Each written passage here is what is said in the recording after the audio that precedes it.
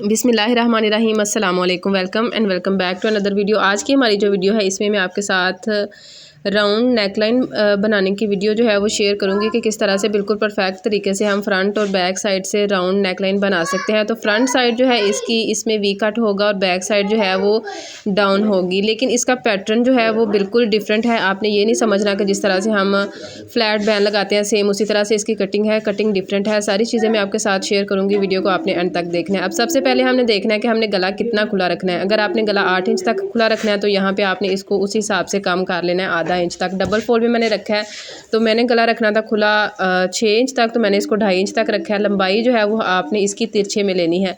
अब यहाँ पे हम एक निशान लगाएंगे 2.5 इंच का, और इस निशान को लगा के फिर हमने इसकी शेप देनी है पहले वी की। तो 1/2 इंच तक यहाँ पे हम वी की शेप देंगे और इसको हमने इस तरह से जो है वो तिरछा निशान लगा लेना है।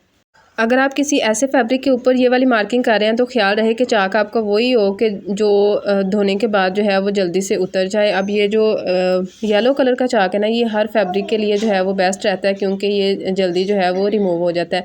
अब ऊपर जो हमने राउंड शेप इसकी बनानी है, ना ज़्यादा राउंड हो और ना ही ज़्यादा कर्व में हो, तो इस तरह से आपने एक मुनासिब से इसकी शेप बना लेनी है। ये जो हमने कटिंग की है ना, कटिंग को आपने फेंकना नहीं है, इसी को हम यूज़ करेंगे। और जिस तरह से हमने फ्रंट साइड की राउंड शेप ली है, बैक साइड की भी इसी तरह से राउंड शेप लेंगे, लेकिन थोड़ी सी शेप जो है वो हम डिफरेंट रखेंगे। फ्रंट साइड की जो मार्किंग है यहाँ से हमने ज़्यादा की थी, और बैक साइड की मार्किंग जो है ना वो हमने तकरीबन 2.5 इंच तक करनी है। फ्रंट साइड से 1 या 1.5 इंच तक बैक साइड की कटिंग जो है वो हमने कम करनी है। इसकी भी आपने इस तरह से कर्व की शेप बना लेनी है और यहाँ से फैब्रिक को जो है वो अच्छे से सेट करके रखना है, ठीक है।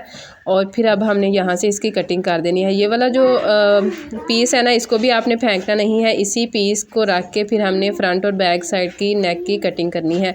यहाँ पे हमने एक बुकरम लेनी है, 4 इंच तक भी ले सकते हैं इसकी लंबाई, और जो इसकी चौड़ाई है वो आपने तकरीबन 3 इंच तक जो है वो लेनी है। अब यहाँ पे देखें कि इसको हमने इस तरह से रखना है, जैसे पहले हमने 1/2 इंच तक मार्किंग की थी सेम उसी तरह से मार्किंग करेंगे, और जो वी की शेप हमने रखी थी उसी तरह से इसको रख के तो हम इसकी यहाँ से कटिंग कर लेंगे। अगर आप थोड़ा सा मतलब खुला डुला गला पहनते हैं तो आपने क्या करना है कि ये जो शेप है ना वी की, आप 1/2 इंच तक जो है वो ज़्यादा रख लीजिए मेरी मेजरमेंट के हिसाब से, ठीक है। मैंने इसको अपने हिसाब से रखा है, आप अपने हिसाब से इसको रख सकते हैं। अब अक्सर वीडियोस में मुझसे ये पूछा जाता है कि कलफ वाला पानी कौन सा होता है, तो कलफ ये वही होती है जो हम माया कपड़ों को लगाते हैं। तो इसको हमने थोड़ा सा लेना होता है और इस तरह से पानी में डाइल्यूट करके तो इसको हमने दोनों साइडों पर इस तरह से यूज़ करके फिर हमने इसको प्रेस कर लेना होता है। तो इससे हमारी जो प्रेसिंग है वो बहुत अच्छी हो जाती है। अच्छा, इसमें देखें कि एक ही दफ़ा से जब हम इसको प्रेस करेंगे ना तो कपड़ा जो है वो अच्छे से बैठता जाएगा और अच्छे से इसकी जो है वो यहाँ पे प्रेसिंग हो जाएगी। दोनों साइडों पे इसी तरह से आपने जो है इसको प्रेस कर लेना है। अगर आप मेरे चैनल पर नए हैं तो चैनल को सब्सक्राइब कर लें, बेल आइकन को प्रेस करके ऑल पे क्लिक कर लीजिए ताकि फ्यूचर की तमाम वीडियोज़ का नोटिफिकेशन आपको मिल सके। अगर इस तरह की मज़ीद इन्फॉर्मेटिव वीडियोज़ आप देखना चाहते हैं तो आप मेरे चैनल को विज़िट करें। इंशाल्लाह आपको बहुत ही useful ideas, tips and tricks देखने को मिलेंगी। और सारी चीज़ें मैंने आपके साथ शेयर की हैं, कोई भी स्टेप मैंने यहाँ पे मिस नहीं किया, ताकि अगर आप बिगनर हैं ना तो तब भी आपको किसी भी किस्म का कोई भी मसला ना हो। अब यहाँ पे हमने क्या करना है कि फ्रंट साइड की तरफ हमने इसका सेंटर बना लेना चाक की मदद से, ठीक है। वैसे तो इसकी क्रीज़ बनाई हुई है, लेकिन बिगनर्स के लिए ये चीज़ भी जो है वो मैं ऐड कर देती हूँ ताकि सबको ही आसानी हो। और यहाँ पे ये जो हमने वी की शेप बनाई थी ना, इसको हमने रख के तो इसको हमने यहाँ पे जो है वो स्टिच कर लेना है। साइडों से एक्स्ट्रा जो फैब्रिक है उसको कट कर देना है और सेंटर में हमने एक इसका कट लगाना है। ख्याल रहे कि ये जो कट है ना हमारी सिलाई के ऊपर नहीं जाना चाहिए, बाकी ये वाला कट जो है हमारा डीप होना चाहिए। अब इस जो वी की शेप है इसको हमने अच्छे से प्रेस कर लेना है और इसको हमने हैंड स्टिच कर लेना है।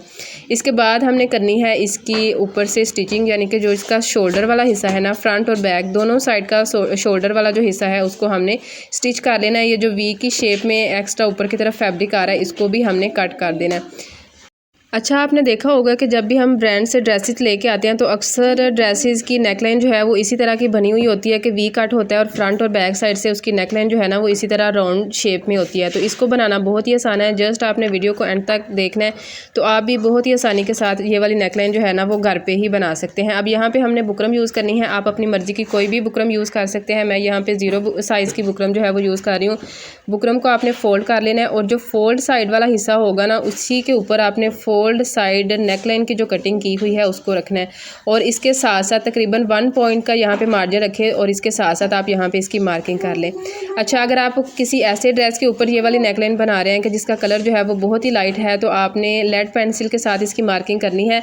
नहीं तो इसके जो निशान है ना ब्लू पेंसिल के, जब हम इसको धोएं ड्रेस को, तो ये निशान सारे जो हैं वो मार्किंग के वो हमारे ड्रेस के ऊपर आ जाते हैं। तो यहाँ पे मैंने आपको दिखाने के लिए यहाँ पे ये दूसरी मार्कर पेंसिल माजरत यूज़ की है।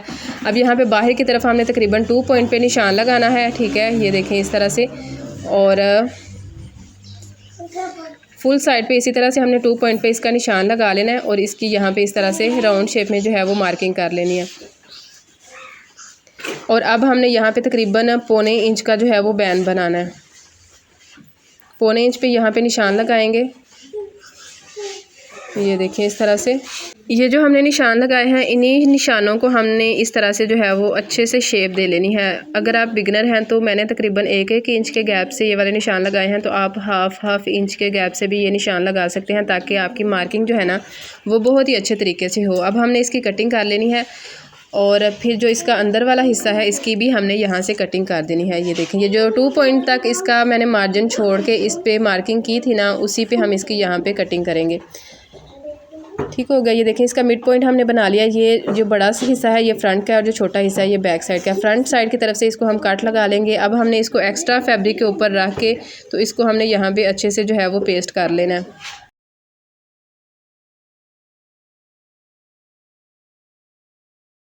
राउंड शेप जो है ना इसको हमने बिल्कुल सीधा करके रख लेना है। बाहर की तरफ जो है वो हमने हाफ इंच का मार्जिन छोड़ना है, बाकी जितना भी फैब्रिक होगा उसकी हमने यहाँ से कटिंग कर देनी है। जो अंदर वाला इसका हिस्सा है उसकी भी हमने कटिंग करनी है। फ्रंट साइड की तरफ से हमने इसको कट कर दिया था, वहाँ से ही हम इसकी कटिंग करेंगे और यहाँ पर तकरीबन हमने उतना ही मार्जिन रखना है जितना हमारा सिलाई में जाएगा। बाकी जितना भी फैब्रिक है इसको भी हमने यहाँ से कट कर देना है। अब जो बाहर की तरफ हमने हाफ इंच तक फैब्रिक रखा था, इसको हमने यहाँ पे कलफ वाला पानी लगा के तो अच्छे से जो है वो प्रेस कर लेना है और इसको ऊपर की तरफ फोल्ड कर लेना। थोड़ा सा पार्ट यहाँ पे मैं आपके साथ शेयर करूँगी, बाकी जो है वो मैं आपको फुल कंप्लीट करके आपको दिखाऊंगी। वीडियो जो है वो लॉन्ग हो जानी है अगर ज़्यादा मैं इसको शेयर करूँगी। ये देखें, इसी तरह से जो है ना राउंड शेप में सारी इसकी जो है वो हमने प्रेसिंग कर लेनी है। प्रेसिंग इसकी मैंने कर ली है। अब बैक साइड का जो हिस्सा है इसका हमने यहाँ पे मिड पॉइंट बना लेना है।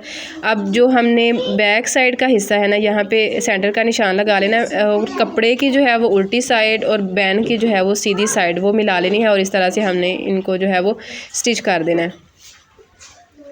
यहाँ पे एक बात का आपने ख्याल रखना है कि ना तो आपने ऊपर वाले फैब्रिक को खींचना है और ना ही आपने नीचे वाले फैब्रिक को खींचना है। और जो हमारी मार्किंग है ना उसी के हिसाब से हमने यहाँ पे फैब्रिक को रखना है और इसको हमने यहाँ से सिलाई लगा देनी है। दूसरी साइड का जो हिस्सा है इसको भी हमने यहाँ पे बैक साइड से ही स्टार्ट करना है और यहाँ पे भी हमने ख्याल रखना है कि हमने कपड़े को खींचना नहीं, जस्ट हमने इसको सीधा करते जाना है और इसकी हमने सिलाई लगाते जाना है। चाहे गर्मियाँ हों चाहे सर्दियाँ हों, ये वाली नेकलाइन जो है वो बहुत ही कंफर्टेबल रहती है। आप इसको ज़रूर ट्राई कीजिएगा और अपना फीडबैक मेरे साथ ज़रूर शेयर कीजिएगा। अच्छा, अगर आप मेरी यूट्यूब फैमिली का हिस्सा हैं तो मैंने आपको काफ़ी दफ़ा जो है वो फ्लैट बैन बनाना सिखाया है और अगर आपको बिल्कुल परफेक्ट फ्लैट बैन बनाना आता है तो आप बताइएगा कि इसमें और उसमें क्या डिफरेंस है। अब यहाँ पे जो इसकी राउंड शेप है ना, इसमें हमने छोटे छोटे से कट लगा लेने हैं सारे के ऊपर, सारे नेकलाइन के ऊपर। और ये जो फैब्रिक है ना इसको हमने ऊपर की तरफ फोल्ड करना है, ये देखिए इस तरह से, और हमने इसकी जो है वो सिलाई लगा लेनी है। ये सिलाई जो है वो बहुत ही नीट तरीके से लगानी है क्योंकि जितनी इसकी फिनिशिंग अच्छी आएगी ना उतना ही हमारा बैंड जो है वो अच्छा लगेगा। अब ये जो नीचे की तरफ फैब्रिक आ रहा है ना, इसको हमने जो है वो अंदर की तरफ इस तरह से फोल्ड करना है, ये देखें इस तरह से। अच्छा, आप देखेंगे ये वाला जो इसका हिस्सा है, ये जो बाहर की तरफ आ रहा है ना, इसको हमने अंदर की तरफ फोल्ड करना है, ये देखें इस तरह से, और इसके ऊपर हमने लगानी है सिलाई। अच्छा, यहाँ पे आपने ख्याल रखना है कि जो सिलाई है ना, सिलाई हमारी बिल्कुल नीट होनी चाहिए और सेम इसी तरह से जो है ना वो हमने सारी इसकी सिलाई लगा लेनी है। और ये जो अंदर करना है ना फैब्रिक, इसको अच्छे से अंदर की तरफ कीजिएगा क्योंकि ये वाला हिस्सा जो है ये फ्रंट साइड की तरफ आना है, तो इसमें कोई भी जो है ना रफ़ चीज़ जो है वो सामने की तरफ नज़र ना आए। उम्मीद करती हूँ कि आज की वीडियो की आपको अच्छे से समझ आ गई होगी। अगर आपको किसी चीज़ की समझ ना आए तो आप कमेंट बॉक्स में पूछ सकते हैं। और इसकी फ़ाइनल लुक भी देखिएगा कि फ़ाइनल लुक इसकी किस तरह से आती है। यहाँ पे थोड़ा सा जो है वो मैं वीडियो को गैप दे रही हूँ ताकि आप अच्छे से जो है इसकी सिलाई के ऊपर फोकस कर सकें।